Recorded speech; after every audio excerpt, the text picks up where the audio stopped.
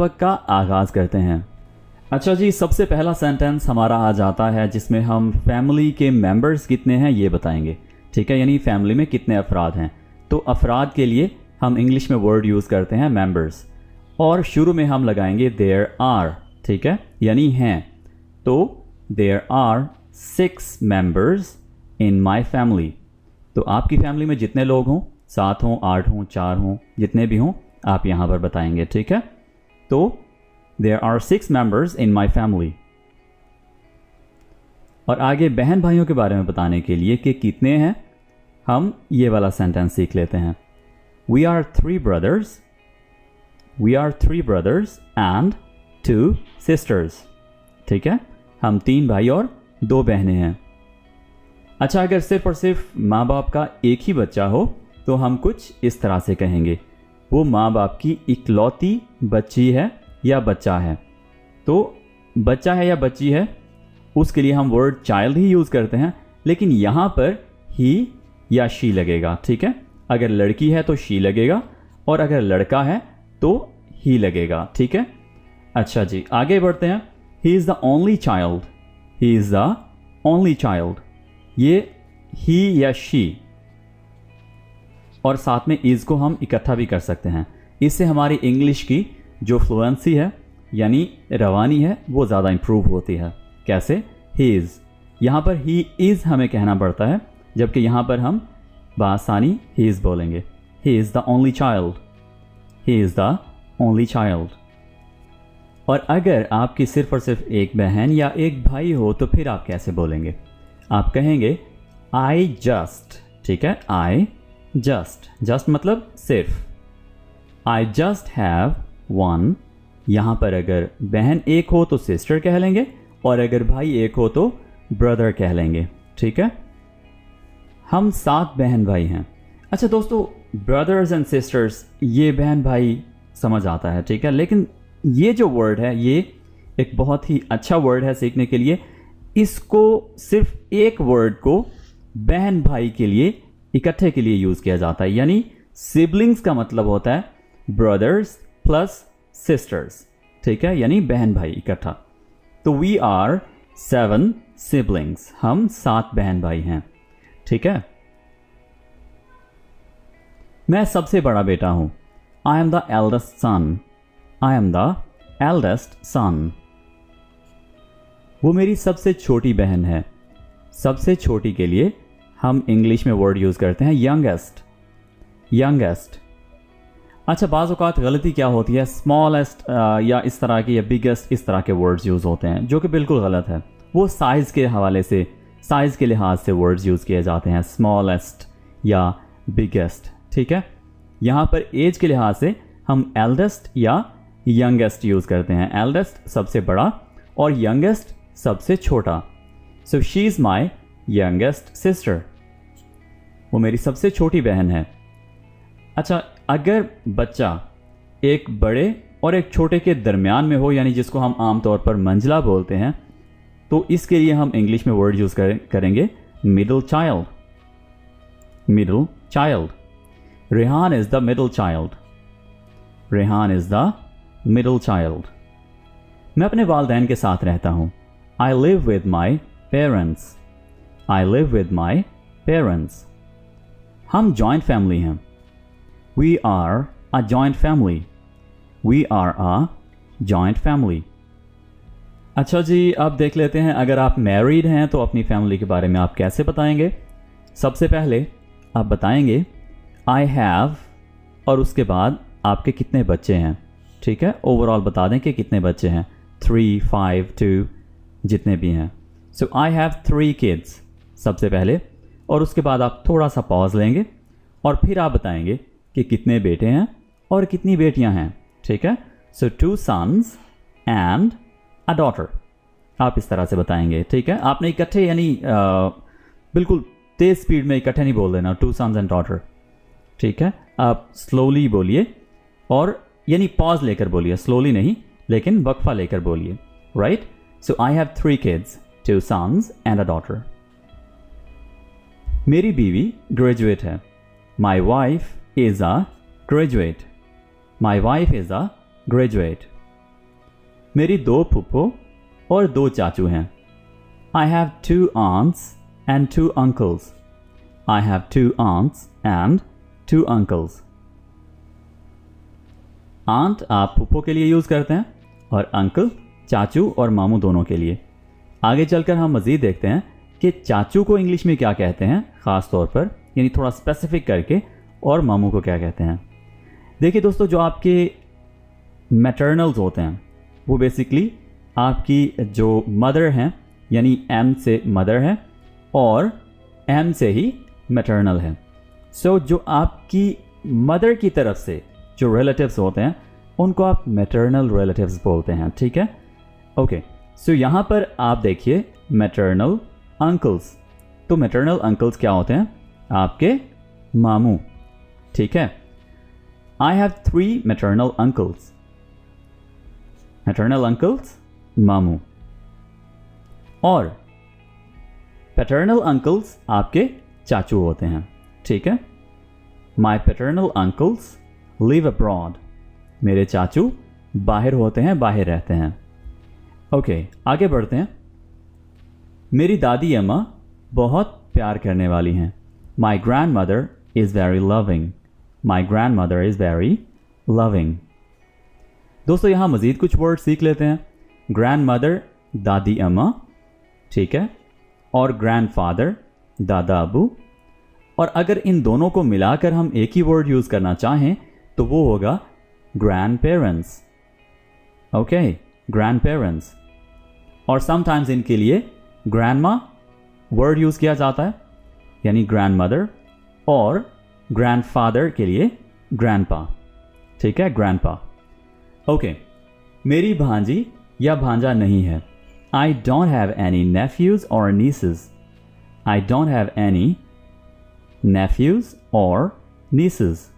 Nieces भांजियाँ और nephews भांजे, ठीक है।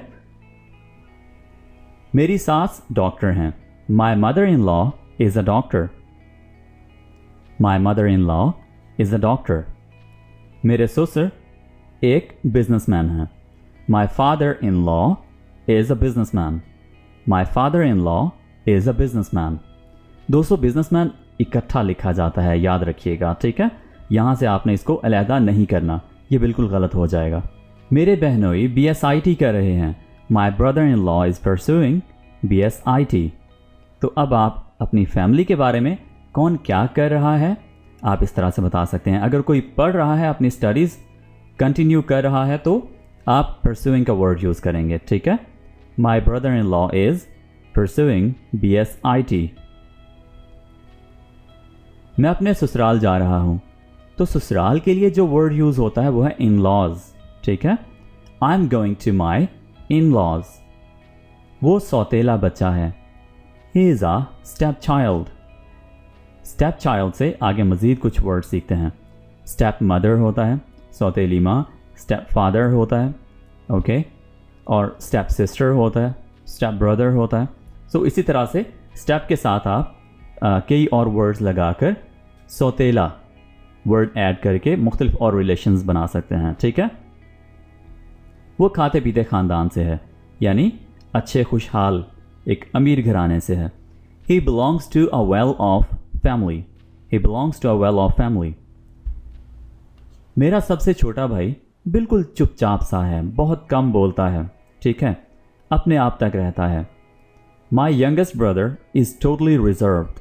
My youngest brother is totally reserved. सारी फैमिली ही हसास और जज्बाती है। तो हसास और जज्बाती ऐसी फैमिली के लिए हम वर्ड यूज करेंगे, ऐसे लोगों के लिए हम वर्ड यूज करते हैं सेंटिमेंटल। सेंटिमेंटल, ठीक है। So my whole family is sentimental. इसी तरह से आप रिजर्व्ड का वर्ड जो है ये भी फैमिली के लिए यूज कर सकते हैं।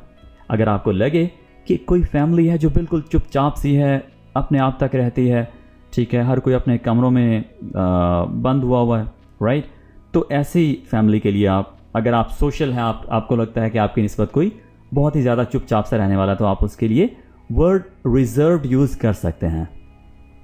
अच्छा दोस्तों, बायोलॉजिकल फैमिली एक बहुत ही अच्छा और सीखने के लिए बहुत ही ज़बरदस्त वर्ड है। बायोलॉजिकल फैमिली का मतलब होता है ऐसे लोगों का ख़ानदान जो खूनी रिश्तेदार हैं, ठीक है, यानी ब्लड रिलेटिव्स हैं। तो ऐसे लोगों की फैमिली क्या कहलाती है? Biological family. तो आप कह सकते हैं अगर कहीं पर सारे लोग इकट्ठे हुए हैं जो कि आपके ब्लड रिलेटिव्स हैं, तो आप कह सकते हैं this whole is my biological family, ठीक है, ये सारी मेरी बायोलॉजिकल फैमिली है, ठीक है। या आप इसके लिए कह सकते हैं कि all these people are my blood relatives, ये सब लोग मेरे खूनी रिश्तेदार हैं, ठीक है। अच्छा, हम 3 नस्लें इकट्ठे रह रहे हैं। We are 3 generations living together.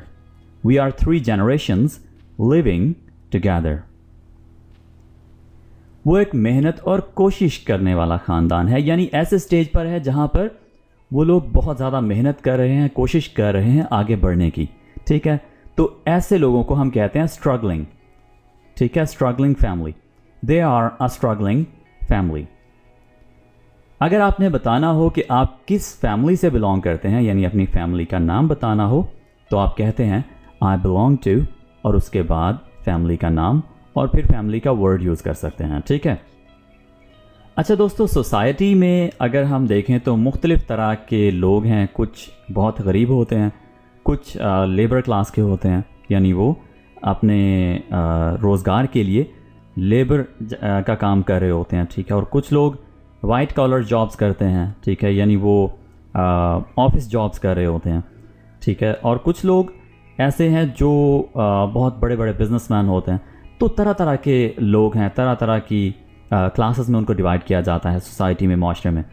तो ऐसे लोगों को मुख्तलिफ़ क्लासेस में रखा गया है, यानी लोग उनको कुछ इस तरह से डिस्कस करते हैं जैसे कि वो लोअर क्लास से बिलोंग करता है, मिडिल क्लास से बिलोंग करता है। पाकिस्तान की या किसी भी कंट्री की इतने % आबादी मिडिल क्लास है, ठीक है। ऐसे यानी किसी की जॉब्स, काम और ओवरऑल उसके पास कितना पैसा है, ठीक है, कितनी जायदाद दौलत है, उस लिहाज से उसको क्लास में रखा गया है, किसी ख़ास क्लास में उसको रखा जाता है। तो यहाँ पर आप कह सकते हैं बिलोंग टू और उसके बाद क्लास, जिसमें आ जाता है लोअर, मिडल, वर्किंग और अपर, ठीक है। तो ऐसे वर्ड्स यहाँ पर आप यूज़ कर सकते हैं किसी की फैमिली के बारे में बताने के लिए। वो मेरा खूनी रिश्तेदार है। He is my blood relative. He is my blood relative. अच्छा, ये वाला सेंटेंस देखें। यहाँ पर बेसिकली हमने जो वर्ड सीखना है वो है फैमिली ट्री। फैमिली ट्री का मतलब होता है कि एक ख़ास शख्स से आगे कितनी नस्ल और उनके क्या क्या नाम हैं, ठीक है, वो हम फैमिली ट्री में देखते हैं, ठीक है। यानी फैमिली ट्री का मतलब है शजरा नस्ब, यानी नस्ल कितनी आगे बढ़ी है, right. So he has memorised the whole family tree of Hazrat Muhammad सल्लल्लाहु अलैहि वसल्लम, ठीक है। उसने हज़रत मोहम्मद सल्लल्लाहु अलैहि वसल्लम का शजरा नस्ब याद कर रखा है, ज़ुबानी याद कर रखा है, ठीक है। मेमोराइज का मतलब होता है ज़ुबानी याद करना। वो मेरा फर्स्ट या सेकंड कज़न है। दोस्तों, ये फर्स्ट और सेकंड कज़न, इन दोनों वर्ड को ज़रा समझ लें। फर्स्ट कज़न होता है जो आपके आंट या अंकल का बेटा होता है, ठीक है। आपके आंट या आपके अंकल का बेटा आपका फर्स्ट कज़न होता है, ठीक है। और जो आपके पेरेंट्स में से किसी एक के कज़न का बच्चा है, फिर से सुन लें, आपके पेरेंट्स में से किसी एक के कज़न्स या किसी कज़न का बच्चा है, वो आपका सेकंड कज़न है, राइट। ओके, सो ये भी फैमिली में मुख्तलिफ यानी जो रिलेशंस है कज़न के साथ, वो बताने के लिए यूज़ किया जाता है। अच्छा, स्पाउस एक अच्छा वर्ड है सीखने के लिए। स्पाउस का मतलब होता है शरीके हयात। ये हस्बैंड भी होता है, ये वाइफ भी होती है, ठीक है। सो हस्बैंड अपनी वाइफ के बारे में बताता है, शी इज़ माई स्पाउस, और जो लड़की है, औरत है, वो अपने हस्बैंड के बारे में बताती है कि ही इज़ माई स्पाउस, ठीक है।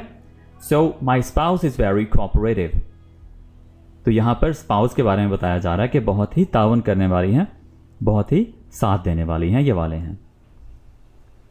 तो दोस्तों ये थे हमारे कुछ ऐसे फ़िक्रात जिनको यूज़ करके आप आसानी फैमिली के बारे में बात कर सकते हैं।